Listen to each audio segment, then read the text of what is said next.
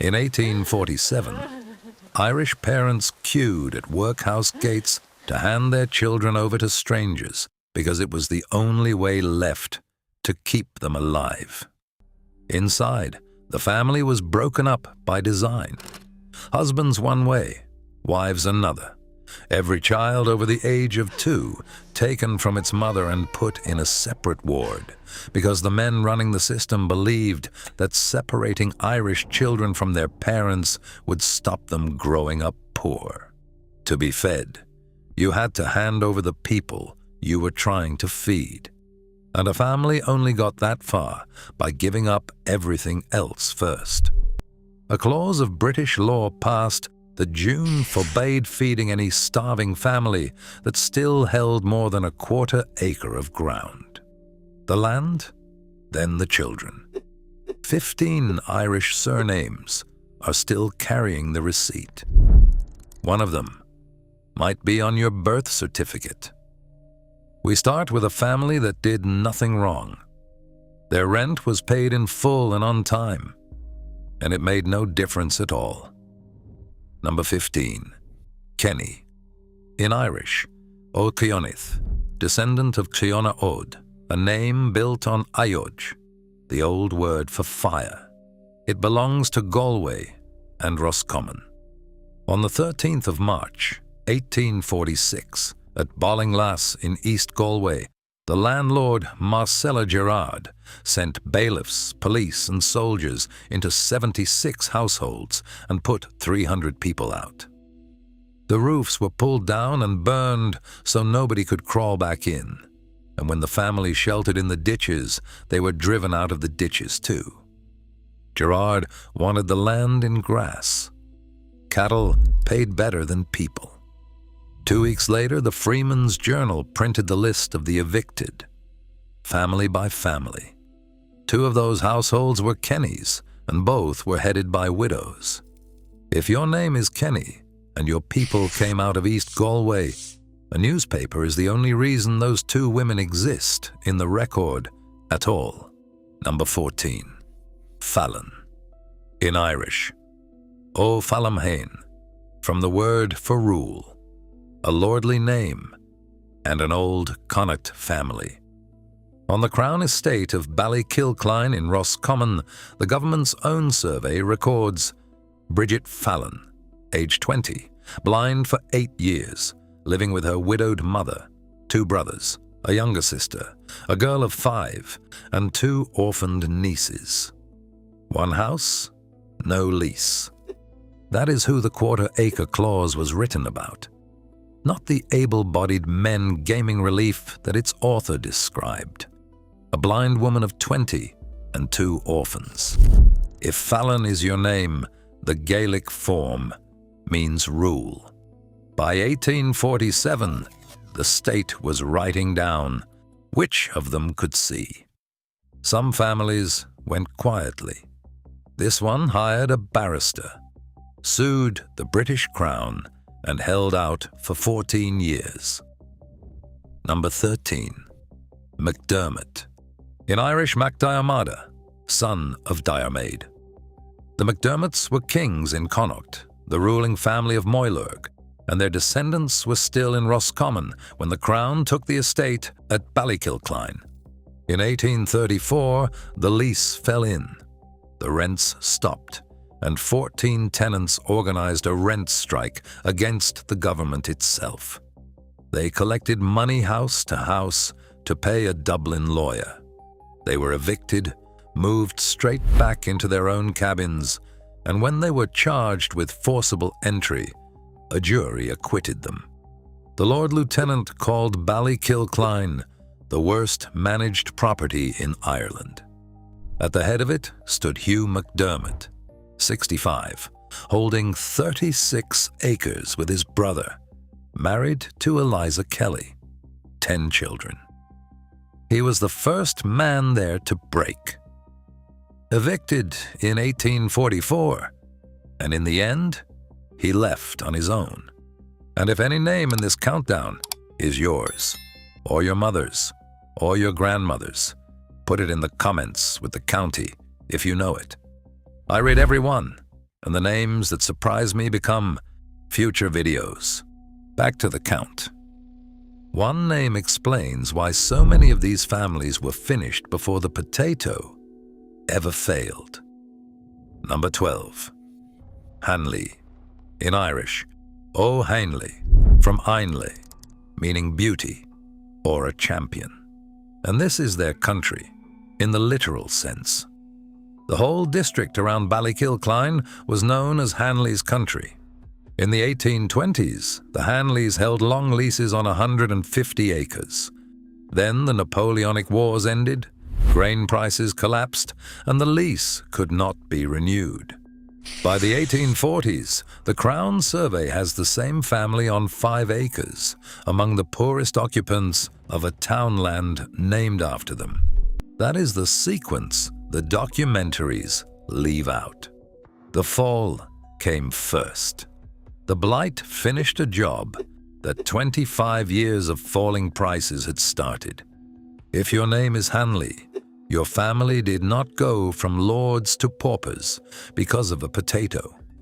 They went down slowly, legally, and on paper. The oldest person in this countdown was born in the reign of George III. Number 11.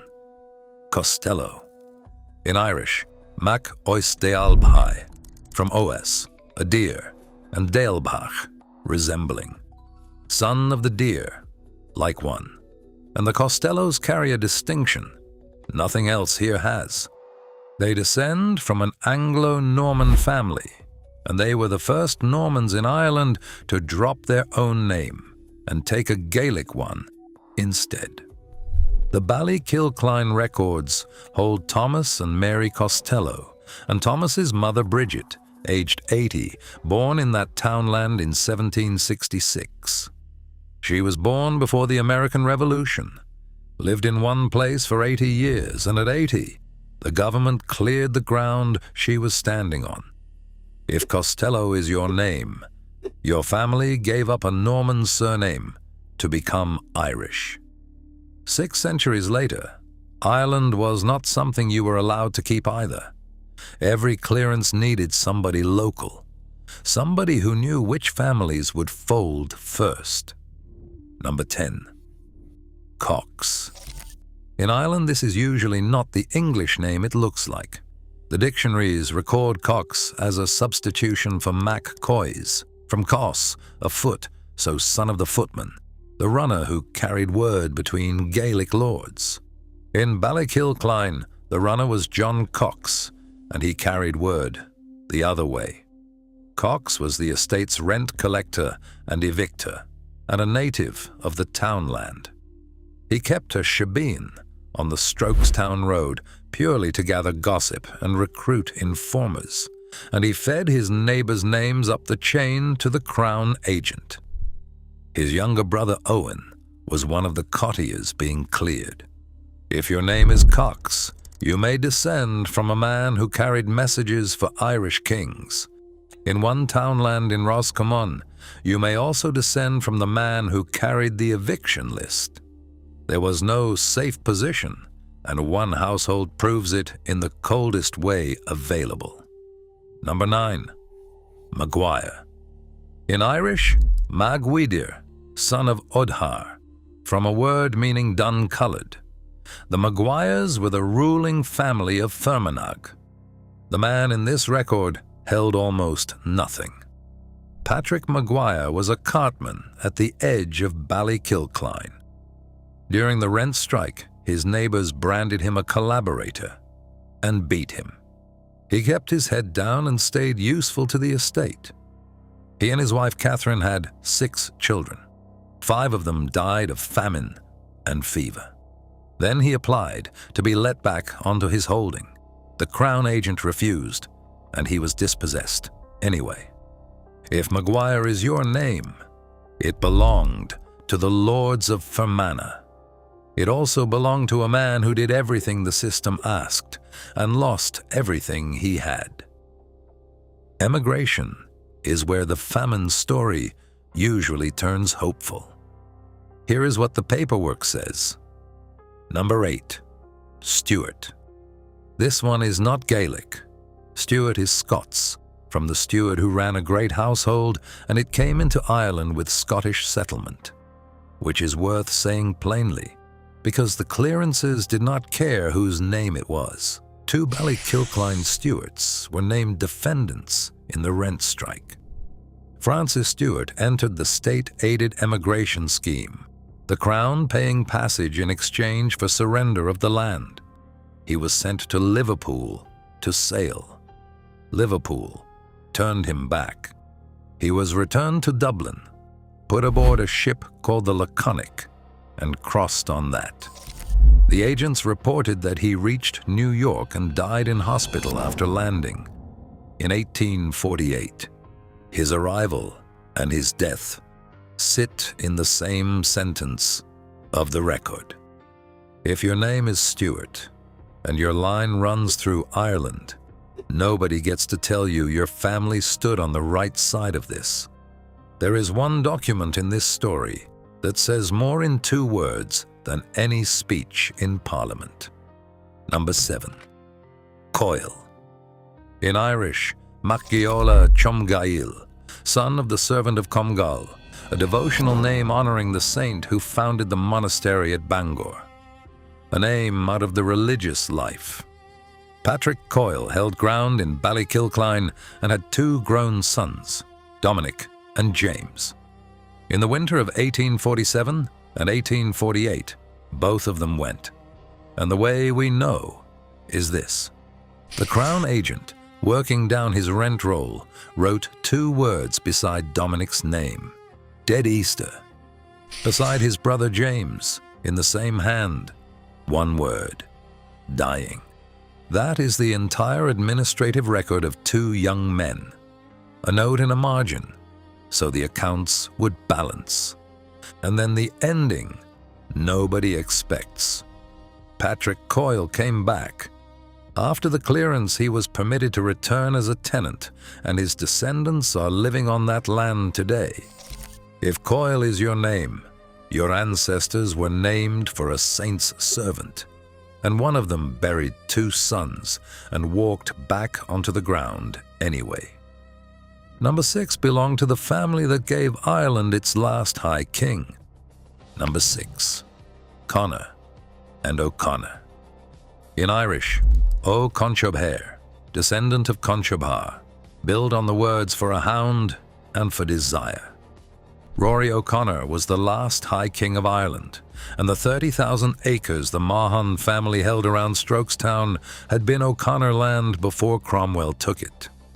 By 1847, the Crown survey has Patrick Conor, a widower, on 8 acres in the most crowded corner of Ballykilcline, collecting coins from his neighbors to pay the lawyer. And there is a coda across the water. A man called Patrick O'Connor, newly arrived from Ireland, went missing with his wife and son near Queenston in Canada. His body was found first. 10 days later, they found the remains of a woman nearby and identified her as Mary O'Connor, his wife. From High Kings to 8 acres, and from 8 acres to 2 bodies in Ontario. Number 5 is the closest thing this countdown has to mercy, and it only exists because both parents died. Number 5. Quinn. In Irish, O'Quinn, descendant of Con, from a root meaning sense, or a chief. Quinn is among the most numerous surnames in Ireland today.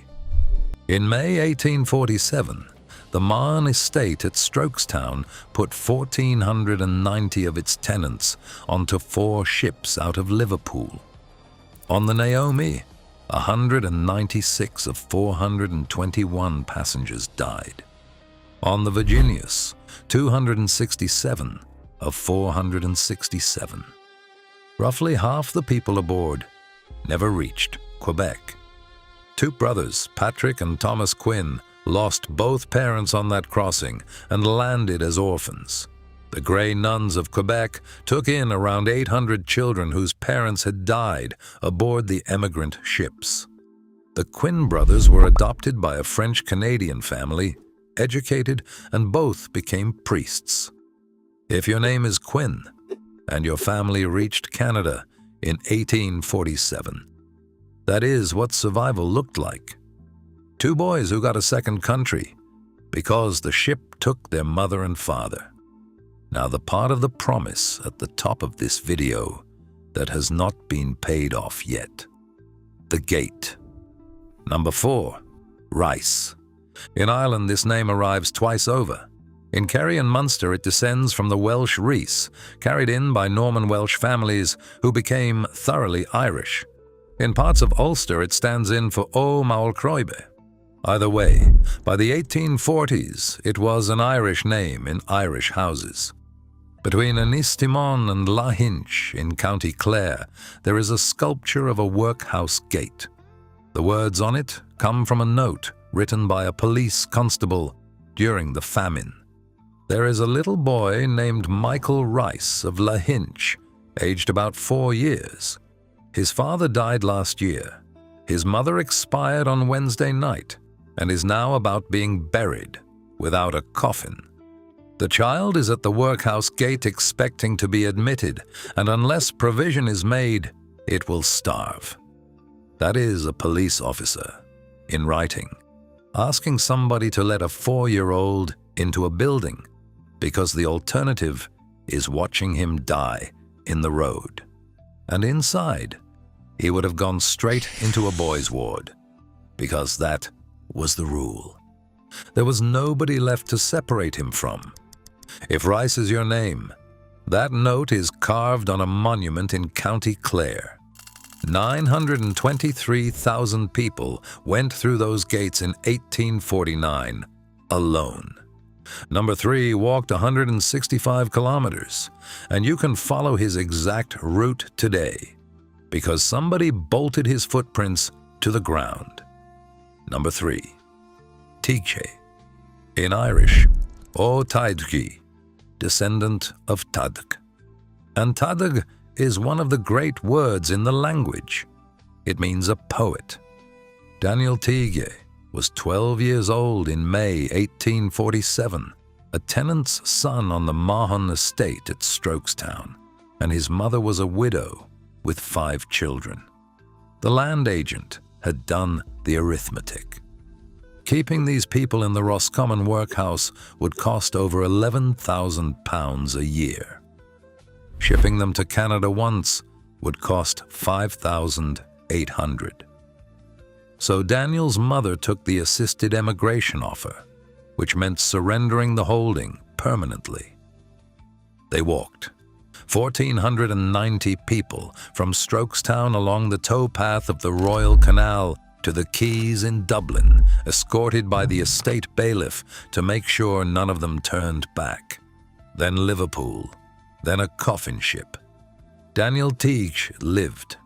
He grew up in Quebec, married a woman named Virginie, and his descendants still have photographs of him as an old man. In 2013, one of them came back to Roscommon to stand on the ground his ancestor was marched off. Number 2 is a woman whose first name nobody wrote down. Number 2, Dalton. This one came in with the Normans, from de Alton, an English place name, and the Daltons went Irish so completely that they became a Gaelic sept of the Midlands with their own territory. On Friday the 30th of March, 1849, 2 officials of the Westport Poor Law Union arrived at Louisbourg in Mayo to inspect the people on relief and decide who would keep it. The inspection did not happen. The officials went on to Delphi Lodge, a hunting lodge 19 kilometers into the mountains, to spend the night. And the starving were told to present themselves at Delphi at 7 the next morning if they wanted to keep their relief. They walked through the night in bad weather. At Delphi, they were told they did not qualify and sent back. A letter in the Mayo Constitution reported the bodies found afterwards on the road above the lake at Doolough. Among them, a woman named Dalton, with her son and her daughter beside her. 9 or 10 more never got home, and some of the dead were found with grass in their mouths. The relieving officer at Louisburg was dismissed for keeping untidy books. The 2 officials kept their positions. If your name is Dalton, a woman carrying it died on that road with both of her children. And the only reason anyone knows is that an anonymous ratepayer wrote to a newspaper. And number 1 is the family that came back. Number 1, Reynolds. In Irish, MacRachnel, son of Rachnol. And Rachnol is not Irish at all. It is the Gaelic form of the Old Norse Rongvaldr, a Viking royal name. If you have been here a while, you have met this name before. In the Viking countdown, this is what happened to it 900 years later. The Reynoldses of Ballykilcline were at the center of the rebellion. James Reynolds and Joseph Reynolds were both named defendants in the rent strike against the Crown. They were cleared with everyone else, and in May 1848, the estate was reported perfectly untenanted. Except it did not end there. Terence Reynolds, of the same family, came back to Ballykilcline after the clearances and took a tenancy on the ground his relatives had been driven off. His descendants are living in the outfield of that townland right now. And there is one more thing, and it is the reason you can hear any of this. Every name I have given you, every household, the 2 words in the margin of that rent roll, survives because the Crown documented the people it was removing. And because a man named John Reynolds, grandson of James, sat down with a historian and told him the story his family had kept. The government wrote it all down in order to erase them. A Reynolds is the reason it reads, as a family, instead of a ledger. 15 surnames: Kenny, McDermott, Coyle, Rice, Dalton, Reynolds. Names on mailboxes in Boston and Toronto and Sydney, carried by people who know only that the family came over during the famine. It was never that vague. There was a date. There was a clause with a number on it. There was a man with a rent roll and a pen, writing 2 words beside a dead man's name, so the accounts would balance. Your ancestors were not a statistic. They were an administrative problem, and the paperwork created to solve them is the paperwork that proves they existed. Erasure only works if nobody keeps the receipts. You were named by the Celts,